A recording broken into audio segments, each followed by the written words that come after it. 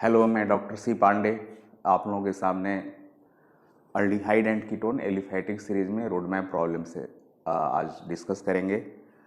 तो हमारे यूट्यूब के केमिकोनिक चैनल में आपका वेलकम है।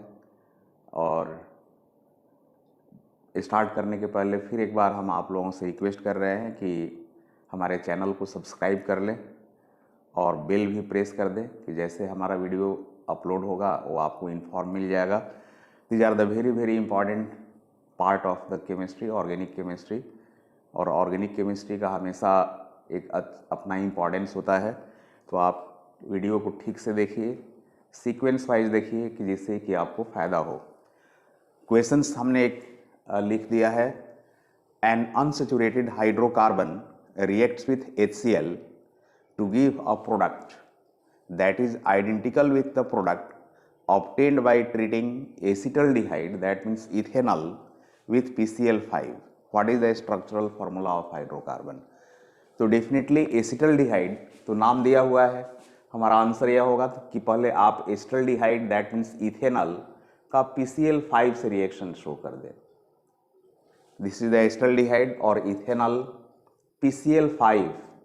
We can write here PCl3 ClCl to write the direct product.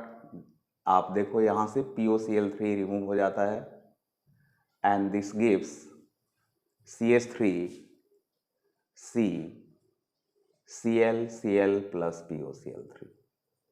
This is 1,1-dichloroethane. 1,1-dichloroethane.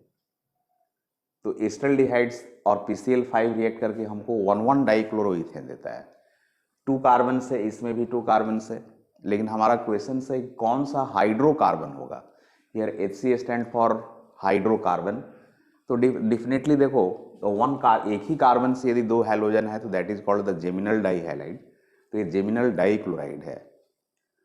तो ऐसा कौन सा हाइड्रोकार्बन है जिसमें एक ही कार्बन से 2 बार हैलोजन आ जाए। तो ये सिर्फ और सिर्फ अल्काइन हो सकता है। आप क्लास 11 में पढ़े होंगे रिएक्शन कि किसी अल्काइन का हम HCl से या HX से रिएक्शन कराते हैं तो वह 2 मोल्स रिएक्ट करता है। तो देखो अल्काइन, द गिवन, हमारा आंसर ये होगा the given hydrocarbon must be an alkyne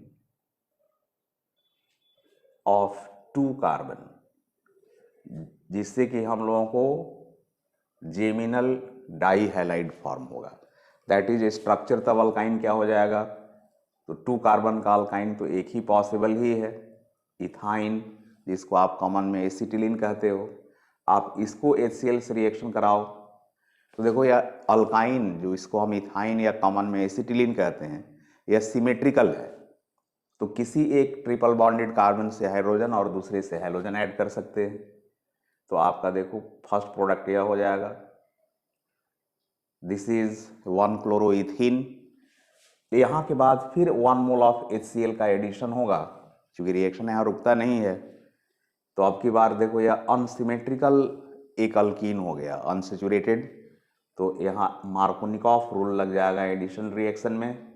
तो H हम वहाँ ऐड करेंगे जहाँ हाइड्रोजन ज़्यादा है जिस डबल बॉन्डेड कार्बन से, और Cl वहाँ ऐड करेंगे जहाँ हाइड्रोजन कम है। तो now this will become CH3 Cl Cl and H. Again this is one one dichloroethane 1,1 the same product. Question में ही बोल ही रहा है कि इथेनॉल PCl5 से रिएक्ट करके जो प्रोडक्ट देता है वही प्रोडक्ट किस हाइड्रोकार्बन से बनेगा। तो वह हमारा इथाइन से बनेगा and this will be the answer. That means given hydrocarbon will be ethine. Okay, तो आप इसको राइट डाउन कर लीजिए। तो चलिए नेक्स्ट रोड मैप प्रॉब्लम से क्वेश्चन को हम एक बार फिर पढ़ दे रहे हैं। An alkene C6H12, that means there are 6 carbon atom, after ozonolysis yielded 2 products. One of these gave a positive iodoform test.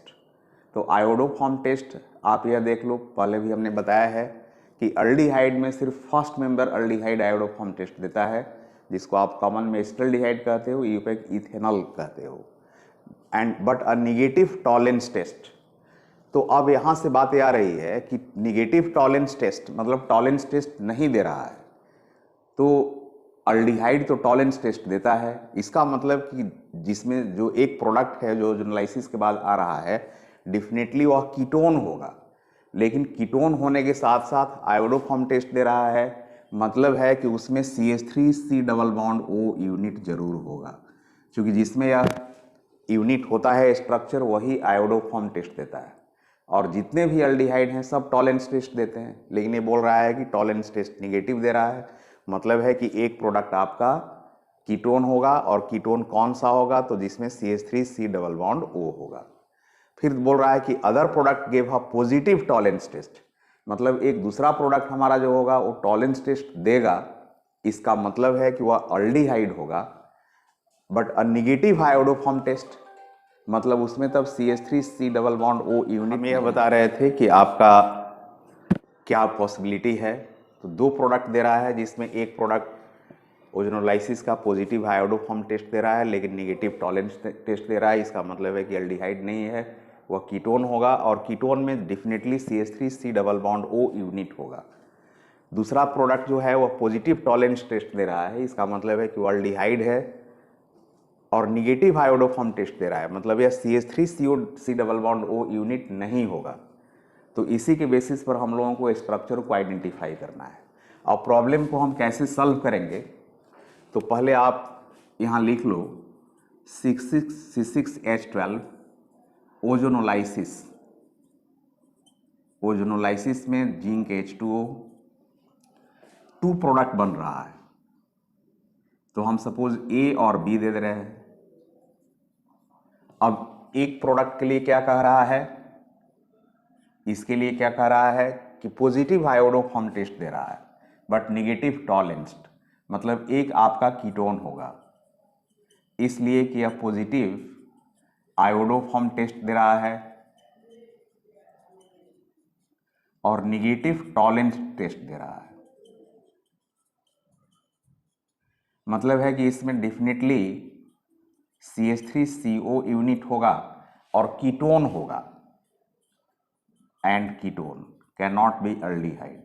जो सेकेंड प्रोडक्ट दे रहा है उसके बारे में कह रहा है कि यह पॉजिटिव टॉलेंस टेस्ट दिया या दे रहा है, निगेटिव आयोडोफॉर्म टेस्ट। तो पॉजिटिव टॉलेंस टेस्ट मतलब डेफिनेटली यह अल्डिहाइड होगा, और अल्डिहाइड में एसिटल्डिहाइड नहीं होगा, ये डेफिनेट है कि चूंकि एसिटल्डिहाइड तो आयोडोफॉर्म टेस्ट देता है, तो हायर देन एसिटल्डिहाइड होगा। तो डेफिनेटली आपको सिंपलेस्ट वे में ही जाना है, तो aldehyde and containing more than 2 carbon, containing more than 2 carbon, क्योंकि 2 कार्बन का अल्डिहाइड तो हमें आयोडोफॉर्म टेस्ट देता है, या आयोडोफॉर्म टेस्ट नहीं दे रहा है।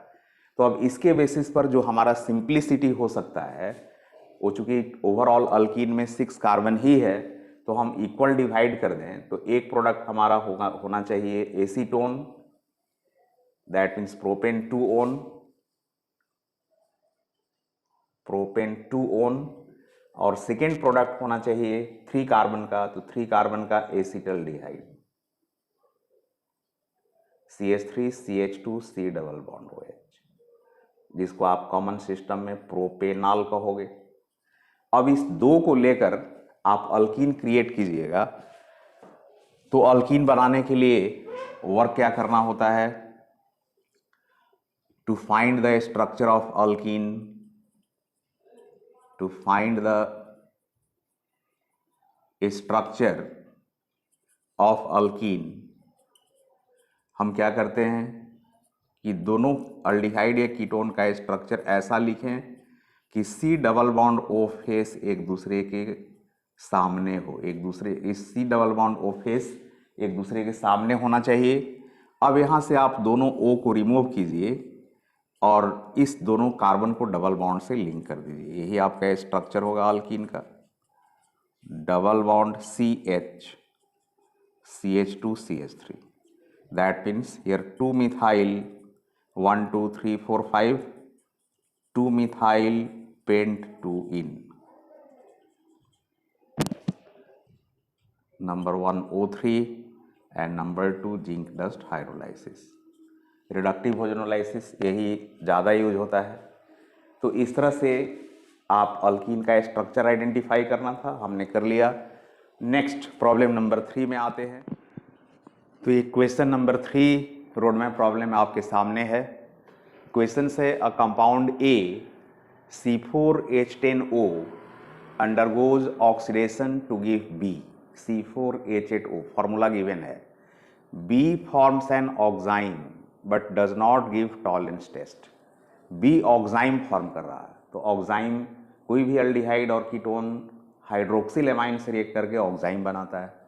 तो वह जो पॉइंट है, वह जो उतना सेंटेंस है, इससे इंडिकेट हो रहा है कि वह कंपाउंड बी या तो एल्डिहाइड होगा, नहीं तो कीटोन होगा. लेकिन आगे जो दे रहा है but does not give Tollens test, मतलब एल्डिहाइड नहीं होगा, वह कीटोन ही होगा. क्योंकि कोई भी एल्डिहाइड होगा तो टॉलरेंस टेस्ट देगा.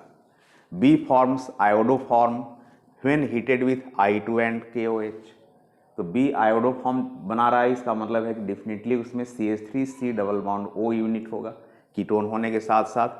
तो ए और बी क्या है, और फिर हमें रिएक्शंस को लिखना है. तो ऐसे क्वेश्चंस में जहाँ ABCD आने लगता है, हमें क्या करना चाहिए कि सीक्वेंस वाइज पहले रिएक्शंस को लिख देना चाहिए. कैसे? तो इस तरह से. कंपाउंड ए फॉर्मूला गिवन है C4H10O. Oxidation, what is the oxidising agent not given, हम अपने से देखेंगे.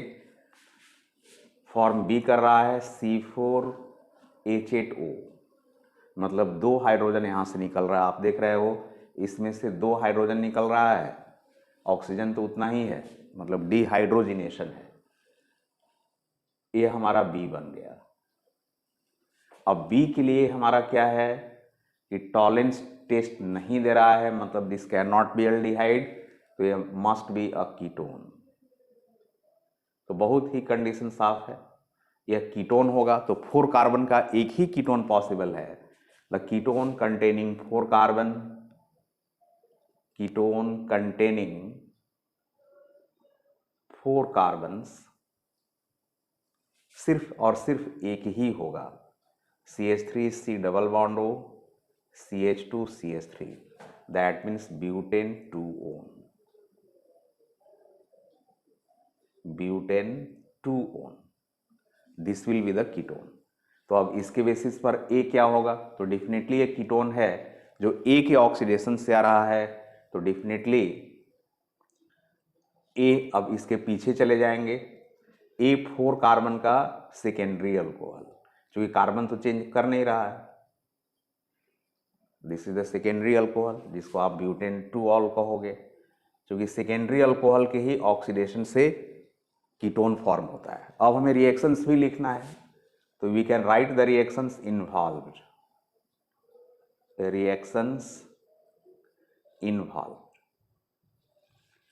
तो देखिए ए, तो CH3CHOH CH2CH3 ब्यूटेन 2-ऑल. ऑक्सीडेशन, हम ऑक्सीडेशन ही यूज करेंगे क्योंकि हमें ऑक्सीडाइजिंग एजेंट तो नहीं दे रहा है, बट सेकेंडरी अल्कोहल है तो डेफिनेटली ब्यूटेन 2-on तो बनेगा ही बनेगा. This is butane 2-on plus hydrogen, butane 2-on, and this is B. ये हमें आयोडोफॉर्म टेस्ट भी दे रहा है, तो इसको जरूरत नहीं है. आप चूंकि आयोडोफॉर्म टेस्ट भी देखा, चूंकि CH3C double bond O unit है, तो हमने क्या बताया था कि I2 NaOH और KOH, आप पहले वाले वीडियो में देखिएगा. तो देखो CH3 यही यूनिट आयोडोफॉर्म में जाता है, और बाकी जैसा स्ट्रक्चर है ठीक उसी फॉर्मेट में रखिए.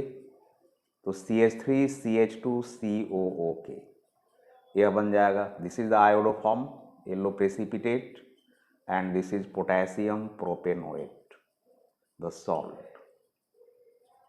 यह CH3 आयोडोफॉर्म में चला गया, और इधर जो पार्ट है वो एसिड सॉल्ट में जाता है. क्योंकि यहाँ अल्कली KOH यूज कर रहा है, इसलिए हमने पोटेशियम सॉल्ट बनाया है. तो इस तरह से रोड मैप प्रॉब्लम्स आप देखिए, हम इस एक और इसका पार्ट 2 भी लाएंगे जिसमें और कुछ रोड मैप प्रॉब्लम होगा।